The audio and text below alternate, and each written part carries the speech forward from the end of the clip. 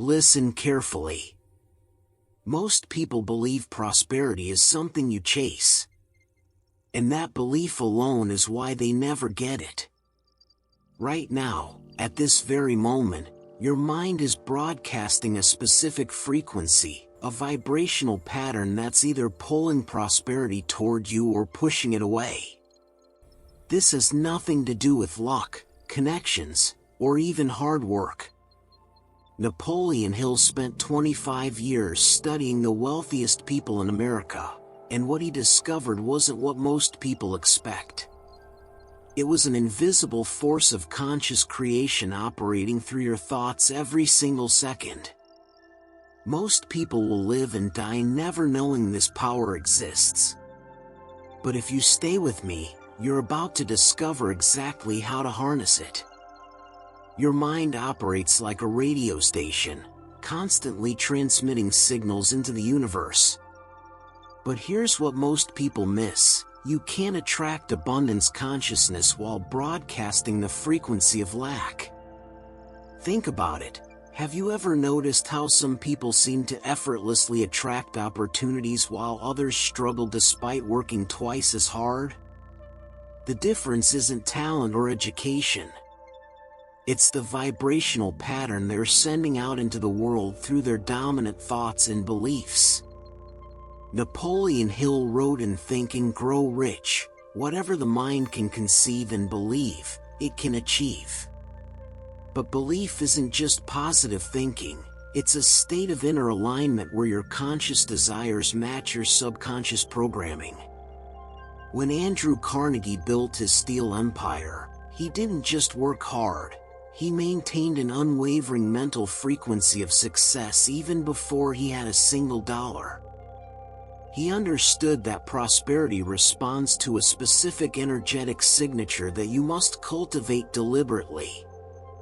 The Bible teaches this same principle in Proverbs 23 verse 7, "As a man thinketh in his heart, so is he." Your heart, your deepest inner state, creates your outer reality. So ask yourself right now, what frequency is your mind broadcasting? Are you dwelling on what you lack, or are you aligned with the abundance that already exists? Because here's the truth, prosperity isn't something you chase.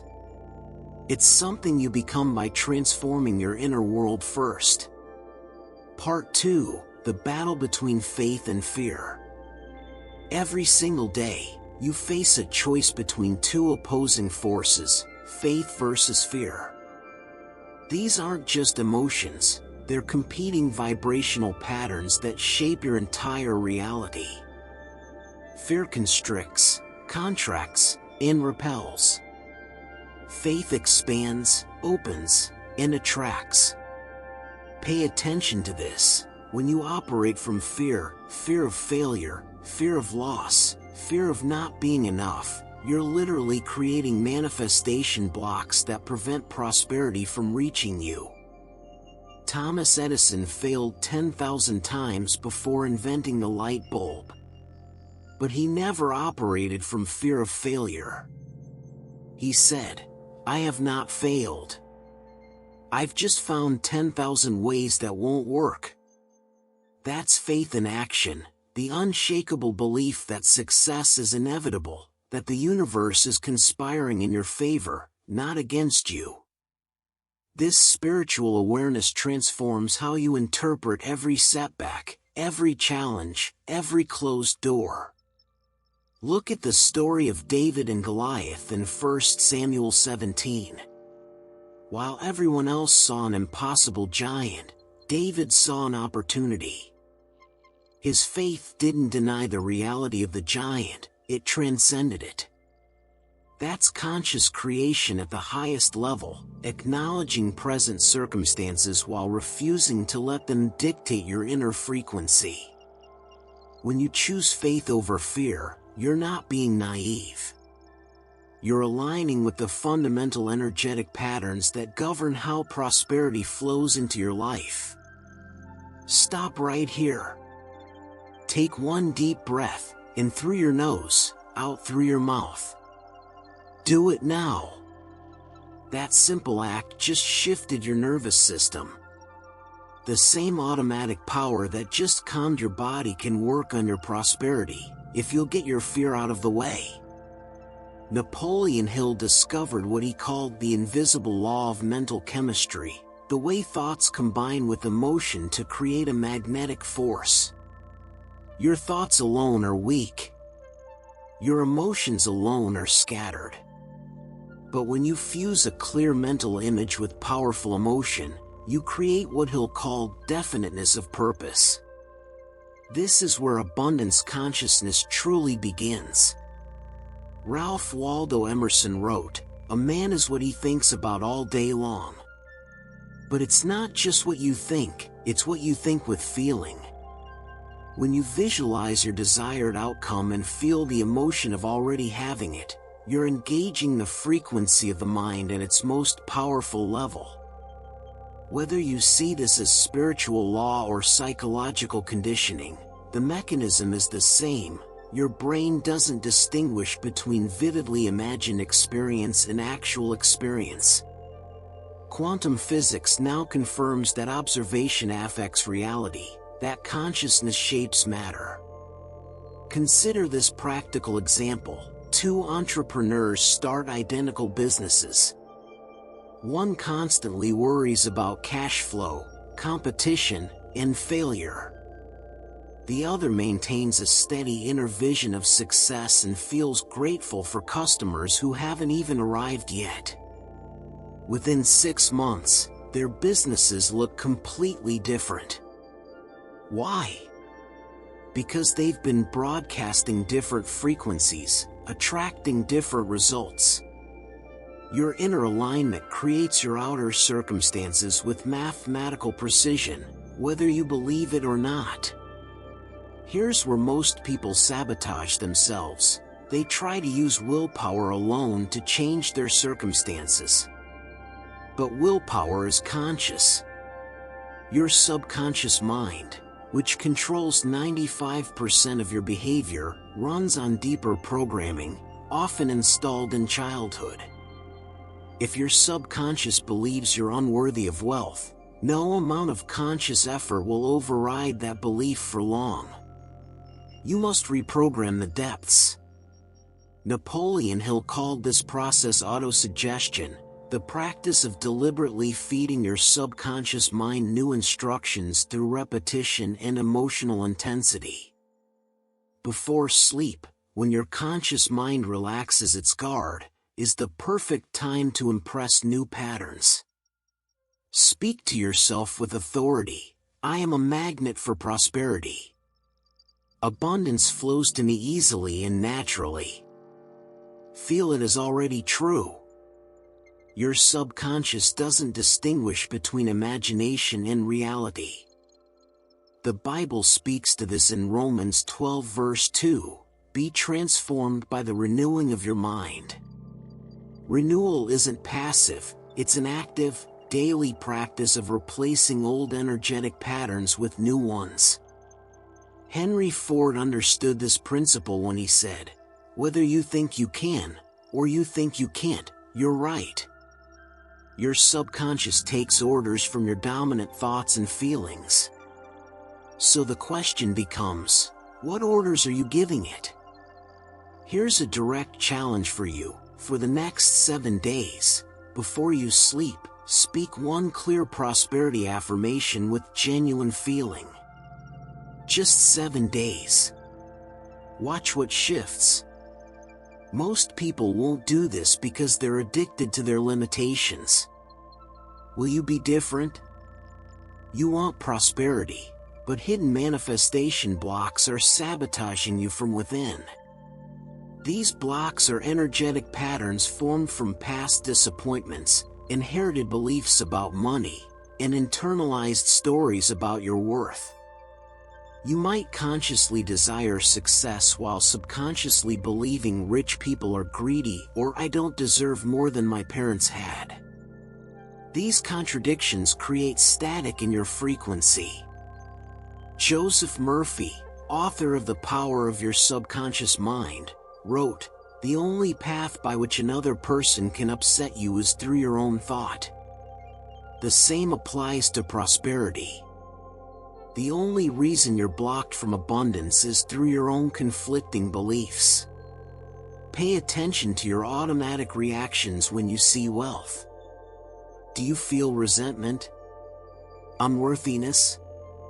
These emotional signatures reveal your hidden blocks. Here's a practical exercise. Write down every negative belief you hold about money and success. Then, beside each one, write the opposite truth. For example, money is evil becomes money is a tool for good that amplifies my character. Read these truths daily with emotion until they replace the old patterns. This is conscious creation, deliberately choosing the vibrational pattern you broadcast. As Philippians 4 verse 8 instructs, whatever is true, whatever is noble, whatever is right, think about such things. Gratitude isn't just good manners, it's one of the most powerful frequencies for attracting prosperity. When you genuinely feel grateful, you're signaling to the universe, I already have abundance. This inner alignment creates a magnetic pull for more blessings. Conversely, complaining and focusing on lack broadcasts the frequency, I don't have enough, which repels prosperity with precision. Wallace Wattles, in The Science of Getting Rich, stated, gratitude draws the mind into closer touch with the source from which blessings come. Whether you call that source God, the universe, or simply the reticular activating system in your brain that notices what you focus on, the principle works identically. Think about this practically. When you wake up grateful for the breath in your lungs, the roof over your head, the opportunities before you, your entire nervous system shifts. You move from contraction to expansion, from resistance to receptivity. Jesus taught in Mark 11 verse 24, whatever you ask for in prayer, believe that you have received it, and it will be yours. Notice the tense, have received, not will receive. That's the frequency of gratitude operating as faith. Before the manifestation appears physically, you must feel thankful for it spiritually. This isn't delusional. It's how spiritual awareness activates conscious creation. Start each day listing 10 things you're grateful for, and watch how quickly your external world begins to mirror your internal abundance. Napoleon Hill's most revolutionary discovery was the mastermind principle. When two or more minds come together in harmony, they create a third, invisible force greater than the sum of its parts. Your frequency of the mind amplifies exponentially when aligned with others who share your vision. This is why your associations matter tremendously. Show me your 5 closest friends, and I'll show you your future. Are you surrounding yourself with people who elevate your vibrational pattern or drain it? Do your conversations focus on possibilities or problems, on abundance or scarcity? This isn't about abandoning struggling friends, it's about being conscious of the energetic patterns you're absorbing. As 1 Corinthians 15 verse 33 warns, bad company corrupts good character. Your inner alignment is influenced by the collective field you inhabit. Create or join a mastermind group committed to prosperity consciousness. Share your goals, support each other's visions, hold each other accountable. When Thomas Edison, Henry Ford, and Harvey Firestone met regularly as friends, they weren't just socializing, they were creating a powerful collective frequency that accelerated each person's success. Your network isn't just contacts. It's a vibrational ecosystem that either supports or undermines your manifestation efforts. Pause. Look around at your current environment, your relationships, Your daily inputs. Are they feeding the prosperity frequency you want to embody? Or are they reinforcing the old patterns you're trying to escape? Be brutally honest. Your future depends on this answer. Here's where most people fail. They broadcast the right frequency for a few days, see no immediate results, and quit. But persistence isn't just stubbornness, it's proof of your faith, the ultimate test of whether you truly believe in the vibrational pattern you're cultivating. Napoleon Hill wrote an entire chapter on persistence because it's the difference between those who achieve lasting prosperity and those who briefly try and permanently give up. Calvin Coolidge said, "Nothing in this world can take the place of persistence. Talent will not. Nothing is more common than unsuccessful men with talent. Genius will not. Unrewarded genius is almost a proverb. Persistence is the steady maintenance of your inner alignment despite external circumstances. When challenges arise, and they will, your response determines everything. Do you interpret setbacks as evidence that it's not working, or as temporary tests of your commitment to the new frequency? The parable of the persistent widow in Luke 18 illustrates this perfectly. She kept asking the judge for justice until he granted it, not because he cared, but because of her persistent faith. Jesus concludes, "Will not God bring about justice for his chosen ones, who cry out to him day and night?" Your persistent focus on abundance consciousness, your unwavering maintenance of the prosperity frequency despite appearances, this is what finally breaks through the manifestation blocks and allows your desires to materialize. Conscious creation isn't passive wishful thinking, it's the fusion of inner frequency with outer action. Once you've aligned your thoughts, emotions, and beliefs with prosperity, you must act on the opportunities that appear. This is where spiritual awareness meets practical application. You'll receive hunches, intuitive nudges, seemingly coincidental encounters. These are the universe responding to your frequency, but you must act on them. Napoleon Hill emphasized that riches begin with a state of mind, but they materialize through definite plans and definite action. There's no contradiction here. You don't act from desperation, trying to force outcomes. You act from inspiration, following the energetic patterns that feel aligned with your vision. When an idea excites you, when a door opens unexpectedly, when you feel drawn towards something, that's your frequency of the mind guiding you toward manifestation. James 2 verse 17 teaches, "Faith by itself, if it is not accompanied by action, is dead." Your abundance consciousness must express itself through movement in the physical world. Start the business. Make the call. Have the conversation. Write the book. Your inner alignment creates the magnetism, but your actions complete the circuit. Don't wait for perfect conditions. Perfect conditions are a myth that keeps people stuck. Act from your current state of inner alignment, and watch how the path unfolds before you. The ultimate goal isn't just to attract prosperity, it's to become prosperity itself. This is the shift from seeking to being, from lack to wholeness, from fear to love.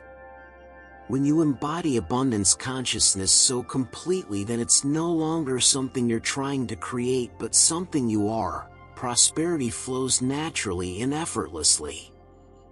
You stop chasing and start attracting because you've become a permanent magnet. This is what Jesus meant in John 10 verse 10. "I have come that they may have life, and have it to the fullest." Full life, abundant life, is your spiritual birthright. Not someday in heaven, but now, in this physical experience. When you align your frequency of the mind with this truth, when you clear your manifestation blocks and maintain unwavering faith versus fear, you step into conscious creation as your natural state. Napoleon Hill's final wisdom was this: the starting point of all achievement is desire. Keep this constantly in mind. Weak desires bring weak results, just as a small amount of fire makes a small amount of heat. Fan your desire for prosperity into a burning obsession. Let it consume your doubts, burn away your fears, and forge you into a person whose very presence radiates abundance. This is your hidden power. This is your moment. The only question that remains is, will you use it? You now understand what most people never discover. Prosperity isn't something external you chase, it's an internal frequency you cultivate. Your mind is the most powerful instrument in the universe, capable of attracting or repelling everything you desire based solely on the vibrational pattern you broadcast. Napoleon Hill spent his entire life proving this truth, and now it's yours to apply. Look, the information means nothing without implementation. Starting today, guard your thoughts like a warrior. Choose faith over fear in every moment. Feel gratitude before the evidence arrives. Surround yourself with frequencies that elevate you. Persist when others quit. And most importantly, act on the inspired guidance that comes from your inner alignment. Your prosperity isn't coming, it's already here, waiting for you to align with its frequency. The question isn't whether this works. The question is whether you'll actually do the work. Will you be among the rare few who transform their mind and therefore their life? Or will you let this knowledge fade like every other video you've watched? The choice, as it always has been, is yours. Now go create the prosperous life you were born to live.